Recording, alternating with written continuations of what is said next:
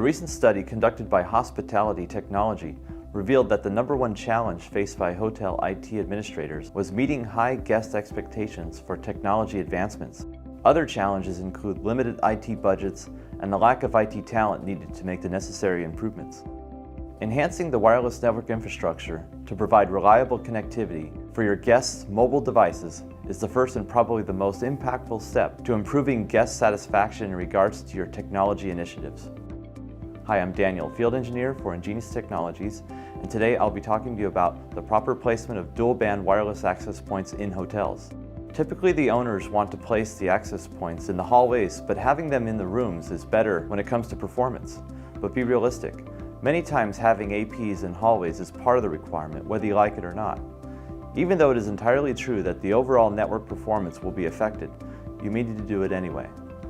Having APs in the hallways are typically better protected against guest tampering, easier to gain access for maintenance, and installation costs are lower. Typical distance between APs is about 50 to 60 feet, but doing an initial site survey by temporarily installing a few access points can save you both time and money as the installation progresses. Consider the aesthetics of the access point and consider the non-intrusive smoke detector style indoor APs. Also consider the physical security of the APs by placing them in higher, harder to reach spots. If you're providing coverage to outdoor areas such as swimming pools or courtyards, you will probably need to use IP-rated outdoor APs. Common areas and fitness rooms can be high-density locations. You may want to install one or more APs specifically in those areas, with the power set much lower. Ethernet and PoE distance limitations is 328 feet.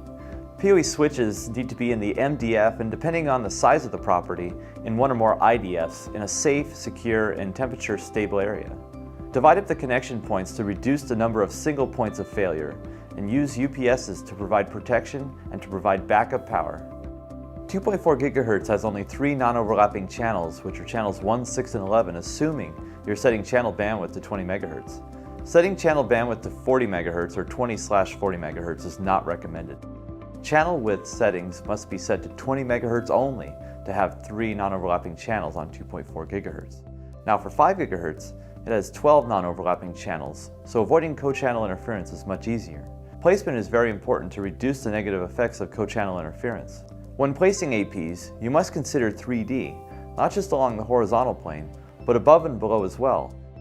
If 802.11 AC APs are used, it is not recommended to set to 80 MHz because of the amount of interference it can cause and the reduced amount of available channels. Now let's talk about power. Power of client devices is typically very low. Power of the AP must be similar to the devices connected so coverage is symmetrical and for roaming to work properly. Do not set RF power levels higher than 20 dBm for 2.4 GHz or 5 GHz in most cases. And set 5 GHz 3 to 5 dB higher than 2.4 GHz, so coverage matches more closely to 2.4 GHz because 5 GHz doesn't go as far. Don't just blindly turn up power all the way. Thank you for joining EnGenius Tech Talk. Be sure and check out our other Tech Talk videos.